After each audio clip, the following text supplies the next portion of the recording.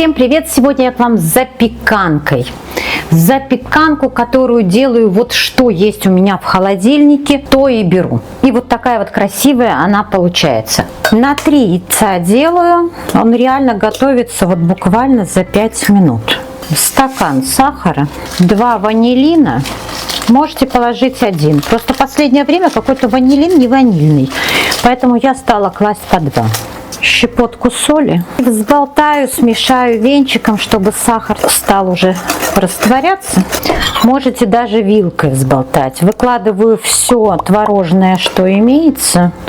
Можно сюда еще и йогурт добавить, если у вас есть, или сметана, которая вот уже в выпечку идет. Все, что угодно. Это такая запеканка без правил. Главное посмотреть потом на ее консистенцию. Творог сюда прекрасно, если есть. Перемешиваю. Теперь добавляю манки. 100 граммов это 7 столовых ложек. И муки 5 столовых ложек. 1 пакетик разрыхлителя. У вас тоже так стреляет пакетик, когда вы его открываете? Вот у меня всегда. И пробиваю тесто вот погружным блендером. Пробиваю до однородности где-то минуту-полторы, чтобы тесто стало однородным. И оставляю на столе на 10 минут. Манка же, ей нужно время разойтись.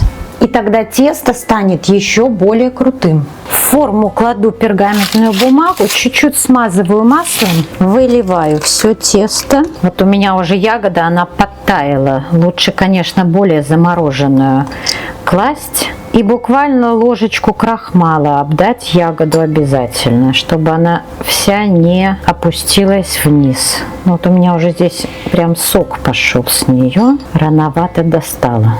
А так ягоду, если она у вас замороженная, кладите прямо из морозилки.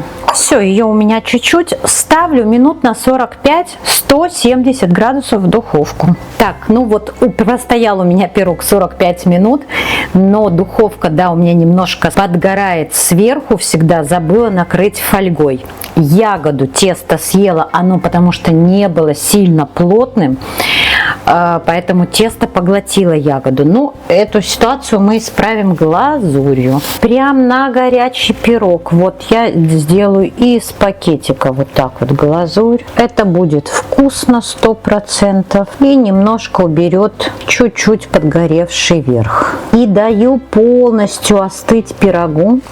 Даже я его, вот сейчас у меня уже почти ночь, я его оставлю прям на ночь и поставлю в холодильник. Так как это с манкой пирог, запеканка, то лучше, чтобы она постояла ночь в холодильнике. А потом уже разрежу. Посыплю еще немножко вот тертым таким шоколадом белым. И вуаля, он становится даже праздничным. Но внутри очень вкусный получается. Пожалуйста, попробуйте вы этот рецепт. Делитесь этим рецептом с друзьями. Подписывайтесь на мой канал.